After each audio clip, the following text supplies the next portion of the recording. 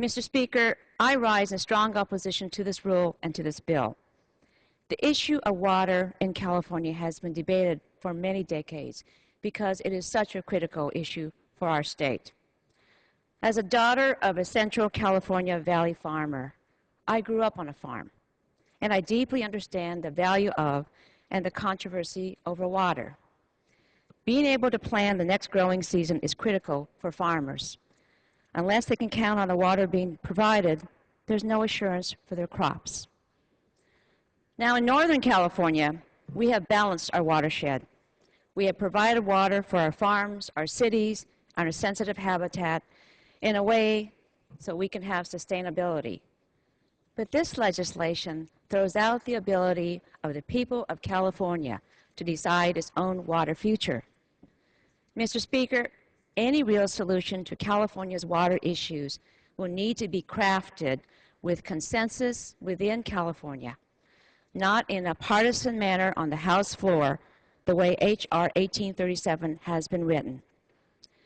This legislation purports to have the support of Northern California, but I'm here to tell you that nothing could be further from the truth. My district, the Sacramento region as a whole, the 5 Delta counties are among countless others who oppose this bill, and the list continues to grow. Some of the strong concerns, including the loss of the state's right to manage its own water, the decimation of environmental protections for our Sacramento-San Joaquin Delta, the ability to manage Folsom Dam Reservoir for the benefit of the Lower American River, and most importantly, the overall instability that this bill will create. The idea of usurping the rights of states to control their own water is incredibly damaging, not only to the Sacramento area, but to California and even to our country.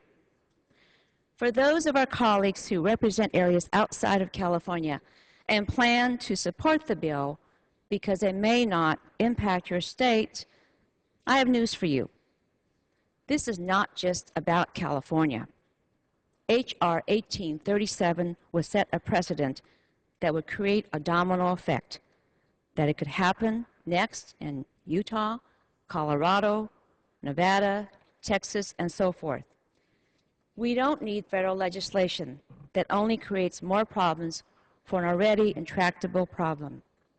We cannot afford to give up California's right to control its own water future.